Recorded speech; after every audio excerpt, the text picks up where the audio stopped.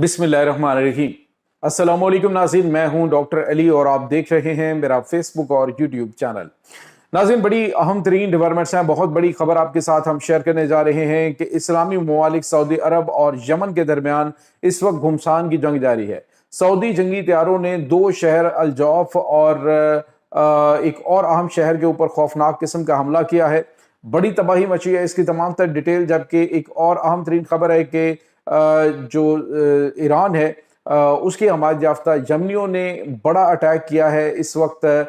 Saudi शहर कतीफ के ऊपर। वहाँ पे बड़ी तबाही मची है, इसकी भी तमाम तर डिटेल, जबकि इसके साथ ही एक और अहम तरीन डेवलपमेंट है और वो है नाज़रीन के अमरीकी कौंसलेट के ऊपर खौफनाक हमला हुआ है, धमाके हो रहे हैं। अमरीकी सदर डोनाल्ड ट्रंप की जानिब से बड़ा ऐलान किया गया है, इसकी भी तमाम तर डिटेल्स आपके साथ हम शेयर करेंगे। वीडियो की तफसील में जाने से पहले अगर आपने हमारे इस चैनल को सब्सक्राइब नहीं किया हुआ तो आपसे गुजारिश है काइंडली इसको सब्सक्राइब कर लें और बेल आइकन को ज़रूर दबा दें ताकि हमारी आने वाली वीडियोस सबसे पहले आप तक पहुंच सकें। नाज़रीन, हम आपके शुक्रगुजार हैं जो आप हमारे वीलॉग्स को देखने के लिए वक्त निकालते हैं और कमेंट सेक्शन में अपनी मोहब्बतों का इजहार भी करते हैं।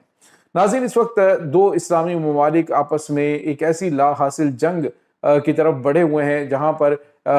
सिवाय तबाही और बर्बादी और दुश्मन के मजमूम मकासद को पाए तकमील तक पहुंचाने के और कुछ भी नहीं है। इस वक्त नाज़रीन, अमरीका और ईरान के दरमियान तो मामलात जो है वो तेजी से जंग बंदी और फिर मुज़ाकरात की जानिब बढ़ रहे हैं। अमरीकी सदर डोनाल्ड ट्रंप ने कहा है कि वक्त बड़ा कम है, या तो ईरान और अमरीका के दरमियान मुज़ाकरात होंगे या फिर नहीं होंगे, इसके बाद हम और भी खतरनाक किस्म के हमले वो करने शुरू कर देंगे। नाज़रीन, अमरीकी सदर की जानिब से ये धमकियां पुरानी नहीं है, हर दफ़ा नई आती रहती हैं धमकियां, और इसको ईरान सीरियस नहीं लेता, कोई भी सीरियस नहीं लेता है। अब जो खबर आ रही है नाज़रीन वो ये है कि अमरीकी कौंसलेट के ऊपर इराक के शहर अरबील के अंदर बड़ा हमला हुआ है। नाज़रीन, ये कुर्दिस्तान का आप यूँ समझ लीजिए कि जो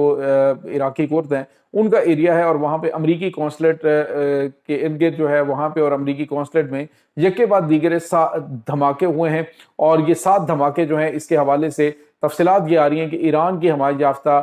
जो प्रॉक्सीज हैं उनकी जानिब से ये हमला किया गया है और अमरीका को इस वक्त जो है वो काफ़ी ज़्यादा उसमें नुकसान भी उठाना पड़ रहा है। नाज़रीन, यहाँ पे आपको ये बताते चलें कि ईरान ने बराह रास्त जो है वो इन अमरीकी एयरबेसिस के ऊपर हमले इस वक्त रोके हुए हैं और अमरीका ने भी ईरान के ऊपर बराह रास्त अटैक्स जो हैं वो इस वक्त रोके हुए हैं। तो सवाल ये पैदा होता है कौन सा मुल्क चाहता है कि इनके दरमियान मामलात ठीक ना हो, तो उनकी जानिब से मुमकिन तौर पर ये हमले हो सकते हैं। बहरहाल अमरीकी सदर की जानिब से कहा गया है कि हम बड़ा तहम्मुल और सब्र का मुजाहरा कर रहे हैं और साथ ही साथ अमरीकी सदर ने यह भी इस चीज़ को तस्लीम किया कि ईरानियों को खरीदा नहीं जा सकता, ईरानियों को झुकाया नहीं जा सकता, हम मुशाकरात उनके साथ कर रहे हैं जो कि पॉजिटिव जा रहे हैं। तो नाज़रीन, यहाँ पे आपको ये बताते चलें कि इस वक्त खित्ते के तमाम तर ममालिक को अंदाज़ा हो जाना चाहिए कि अगर आप अपनी जो दिफाई ज़रूरियात हैं वो खुद पूरी करते हैं और आप किसी ऐसे मुल्क के हाथ में खिलौना नहीं बने होते जिसकी टेक्नोलॉजी सिर्फ आपके उनके खिलाफ इस्तेमाल नहीं हो सकती, तो फिर जो है वो आपको कोई फ़ायदा नहीं होता। वो जब चाहें आपको वो लताड़ के रख सकते हैं। अभी आपने देखा कि किस तरह से जो अरब ममालिक हैं वो बार बार पाकिस्तान के जो है वो पाकिस्तान की तरफ जा रहे हैं कि चाइना जाने का रास्ता भी पाकिस्तान के रास्ते से ही है और तमाम तर चीज़ें जो हैं वो पाकिस्तान के ज़रिए अब वो करना चाह रहे हैं। नाज़रीन, यहाँ पे आपको ये बताते चलें कि यमन और सऊदी अरब के दरमियान बातचीत का आगाज़ अभी तक नहीं हो सका, लेकिन मुमकिन तौर पे पाकिस्तान ही इस भी अहम मामले को सॉल्व करवाने जा रहा है। इस सिलसिले में चाइना जो है वो पाकिस्तान के ऊपर दबाव डाल रहा है कि पाकिस्तान इसमें ईरान के साथ मिलकर किरदार अदा करे। नाज़रीन, यहाँ पे आपको ये बताते चलें कि इस वक्त यमन और सऊदी अरब के दरमियान हमलों का तबादला जारी है। सऊदी अरब के जंगी तैयारों ने मारब और अलजौफ का जो इलाका है वहां पर खौफनाक बमबारी की है, हौसी ठिकानों को तबाह करने का दावा किया जा रहा है और कुछ वीडियोस भी सामने आई हैं जिसमें बताया गया जी कि ग्राउंड फोर्सेस जो हैं वो भी मारब के इलाके जो है वहां पे दाखिल हो चुकी हैं। नाज़रीन, यहाँ पे आपको ये बताते चलें कि यमनी हौसियों की जानिब से इस वक्त जवाबी हमला करने का सिलसिला जारी है। अल कतीफ का जो इलाका है, कतीफ शहर के ऊपर बमबारी की गई है यमनी हौसियों की जानिब से और उन्होंने कहा है कि हम सऊदी अरब के शाही महलात तक को टारगेट करने की सलाहियत रखते हैं, हमें उस नहज पर ना ले जाया जाए कि हम वहाँ पे इनको उस लेवल पे जाके टारगेट करें। नाज़रीन, यहाँ पे आपको ये बताते चलें कि इस वक्त यमन जो है वो यमन के जो हौसी हैं इंसारुल्लाह जिन्हें कहा जाता है, तो इंसारुल्लाह यमन की जानिब से मुतनब्बे किया जा रहा है सऊदी क़यादत को बार बार, लेकिन सऊदी अरब की जानिब से मुसलसल ये हमले इस तरफ इशारा कर रहे हैं कि सऊदी अरब को शायद किसी ने यकीन दिलाया कि अब जो है वो ईरान अमरीका के मामलात की वजह से खित्ते के अंदर कोई नई जंग नहीं शुरू करना चाहेगा, लिहाजा आप जो है वो अपना मामला सॉल्व करवा लें, अटैक करें, और यमनी हौसियों के पास इस वक्त बैरूनी मदद मौजूद नहीं है तो आप जो है उनके जरिए अपना जो काम है वो अंजाम दे लें। लेकिन नाज़रीन यहाँ पे आपको ये बताते चलें कि यमन के साथ जो यमनी इंसारुल्लाह हैं उनके साथ रशिया भी खड़ा है, रूस भी उनके साथ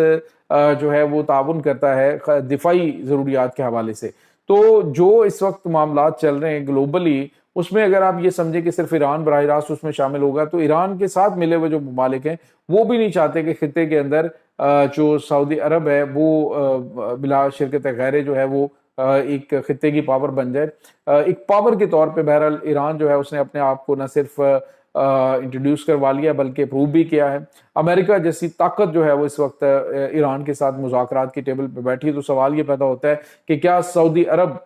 यमन के साथ बैठ के अपने मामलात को सॉल्व नहीं करवा सकता, अपने मामलात हल नहीं कर सकता। मेरे ख्याल में ये पॉलिसी होनी चाहिए कि जियो और जीने दो। अगर कोई उन इलाकों के अंदर जिनको ये हौसी बागी कहा जाता है तो वो अपने मुल्क के अंदर मौजूद है, उनका राइट है कि वो अपने असासे जो हैं वो अपनी मर्जी से